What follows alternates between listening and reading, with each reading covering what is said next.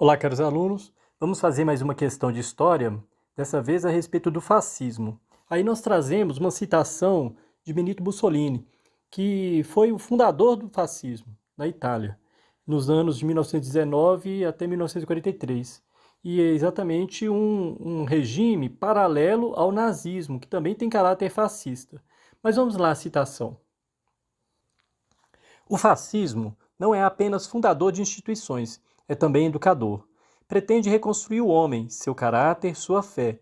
Para atingir esse objetivo, o fascismo conta com a autoridade e disciplina capazes de penetrar no espírito das pessoas e aí reinar completamente. O governo fascista italiano empenhou-se em fazer da educação pública um instrumento capaz de impor sua doutrina para toda a sociedade. O ideal básico da doutrina fascista era... Então, essa citação aí de Benito Mussolini faz com que a gente compreenda o caráter totalitário do Estado fascista, porque ele propõe uma doutrinação das massas dentro de uma ideologia do partido, por meio da educação, de uma propaganda intensiva ali, o cerceamento das liberdades individuais, a repressão, a oposição, uma coerção ideológica. Então, o Estado fascista ele vai submeter os indivíduos que vão perder a sua personalidade e vão transferir essa personalidade para um mito, né, para uma autoridade do governo que estaria encarnado aí na liderança de Mussolini. O discurso, então, vai demonstrar a rigidez do Estado que se faz presente em todos os aspectos da vida social, inclusive na educação, remodelada para atender às reivindicações fascistas. Vai moldar as crianças e os jovens conforme o cidadão desejado pelo governo. Então, as pessoas começam a perder consciência de que estão sendo manipuladas.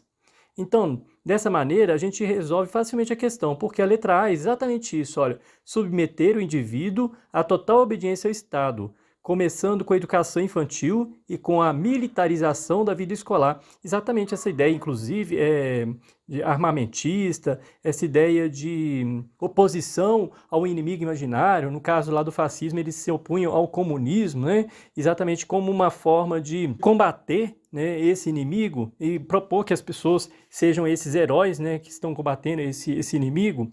A opção B, ela é falsa, por quê? Porque a doutrinação das massas ela pressupõe uma uniformização de pensamentos, desvalorizando a individualidade intelectual. As competições e os desfiles servem para demonstrar vigor físico e a obediência dos jovens. A letra C, transformação das instituições educacionais voltadas para a excelência do conhecimento acadêmico e intelectual. Pelo contrário, né? Se você está ensinando as pessoas a pensar de forma crítica, você não está exatamente colaborando com o fascismo, né? Você está indo de encontro a ele, né? Letra D. Propagar a educação física e a preparação militar, capazes de dotar o indivíduo de uma mente analítica.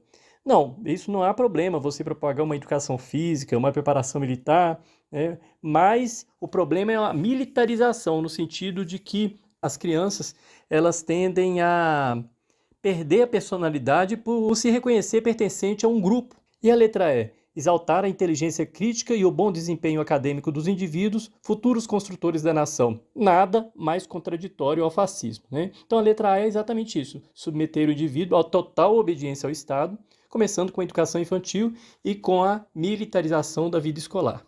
Questão simples, mas algumas pessoas poderiam marcar aí a letra B exatamente pelo caráter dos desfiles paramilitares, que às vezes exaltam essa característica, ou a letra D, né, quando fala preparação militar também. Então, sempre que fala militarismo, a gente já vai logo pensando nessa ideia, mas não é exatamente isso.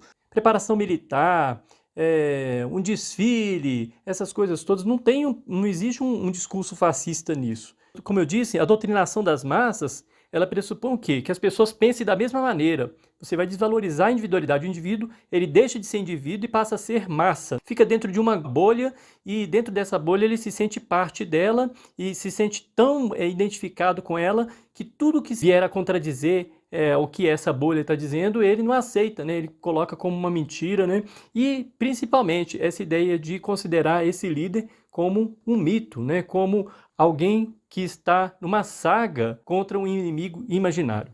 Então eu espero que tenha sido claro. Até a próxima aula.